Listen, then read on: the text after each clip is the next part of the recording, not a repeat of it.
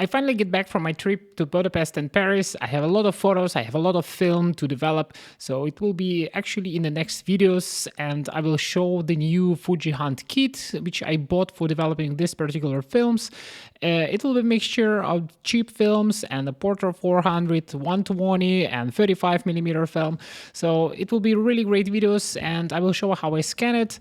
Also, in future in the pipeline, as I said before, I have a video about the enlarger which the company sent to me. So if you have any questions about Interpret Camera enlarger, just send it or put it in the comments below in this video. But today, while I was on vacation, I actually received my first prototype of the color Darkroom safelight. So it's actually looking like this. It's a small flashlight which you can put in your pocket or stand up on a desk, and if you press the button, it's actually emit the yellow light. Today I will test it in a darkroom, and today I will show the result, how it works, if it works at all. And if you're also interested in this type of products and this type of things which is actually not on the market at all, just also put a comment under this video and show the interest about this product, and I will probably develop it and release it on my small shop in the small batches. So if you like it, if you want to see something more like this, just make me a little bit more inspired to work on this type of projects. So let's go in the darkroom and start test printing and test the new safe light. Let's start from the preheating of the bath and making chemicals for RA4. So I need 35 degrees, so I will set up the temperature control to 36 degrees, remove the C41 chemistry from the bath and start preparing of the Bellini kit RA4. So I tried several methods with the weighting of chemicals and creating the volumes of the chemicals. With the weights, it's one of the biggest problems. You're using concentrates, and most of the time it's actually not water at all, and the density quite significantly different from the water, so you cannot really use a weight to prepare your chemicals. You need to know the composition and recalculate it from volume to weight. And I think for home use this will be even better if you use a simple kitchen scales, but if the manufacturer of the chemicals will put the weight ratios also on top of the bottles and in the manual. Because if you're preparing by weights, you will weigh off if you're using concentrated solutions, especially for C41 chemistry, and the difference can be quite dramatic. So I prefer the methods to just buy proper chemical dosing systems, and in future I will probably invest in them, and I don't want to use these plastic cylinders because the precision on them is quite horrible.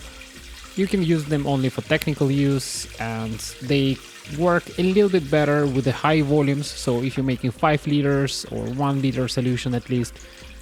But for my half liter approach of the single batch development for C41, it's quite rough and you cannot really use it. And also what is important, it's quite nice to use exactly the same measuring cylinder for part A and part B, because most of the time these plastic ones, they're not calibrated at all, and the 100 milliliters on them can be quite significantly different from one to another. So just simply wash it up carefully, rinse it with the DI water, and after that prepare the next solution. But for paper development, RA4, it's not so significantly important. You can just make the solution more or less roughly, everything will be fine. And temperature control also not crazy significant, you can go up and down a little bit, at least for 1 or 2 degrees. And for today's experiments, I will use my film from 35mm. So I need to exchange the lens and put from 80 to 50mm lens. And now I'm thinking to test the new enlarger, and the first problem, I have 2 tripods and both of them doesn't really have a 90 degrees attachment, so I cannot really point them down. And this is the advantage of the old school systems, they kind of have everything in them. They have holders, they have a stand, they have a desk. And at least for me, this is quite huge limiting factor, that you buying the product which doesn't really have a full stack and you cannot really, set it up quickly and print quickly. But in future videos, I will try to solve this problem and try to show how you actually can make the smallest darkroom ever. So if you even don't have real space in your apartment, or you just small weekend warrior which prints once in a while color or black and white, you can actually do it quite easily, and it's not so hard as you can think about it.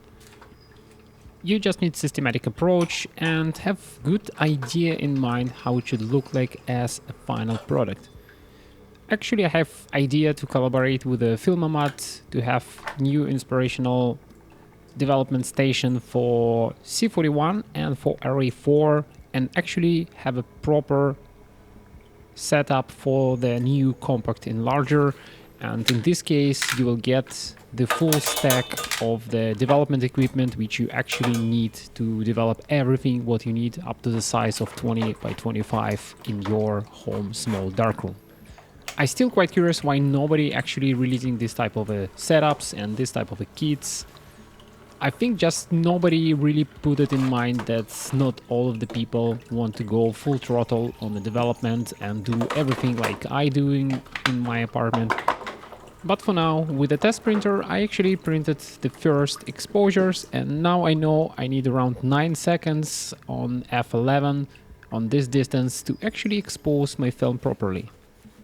So let's talk about safelight. So I had the safelight from Yobo, and this is really great safelight, but I always want some kind of a light torch which I can put in my pocket, and it's easy to find. It's kind of a focused, you can point it not on the paper but on the things which you want to find on the floor or which you want to actually grab in your hand and turn it off.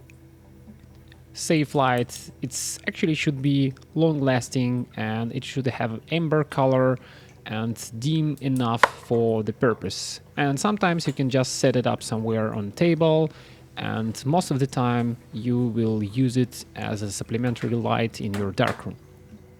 So this new product which I'm trying to develop, this is Nordic Lab SL1 Safelight 1. As you can see on the video, this is amber color light, and for now it's crazy bright, and I think it will be a problem for the paper anyway because the timing before fogging will be crazy low. But this is the whole purpose of the prototyping, and my first prototype of the Safelight probably will be a little bit overpowered. But the positive side, with this amount of light you can work even without turning on the white light, and your eyes actually adjusted to the yellow light constantly, and you don't really change a lot your behavior of the eyes. And I think it's also really good idea to have something like this in your darkroom.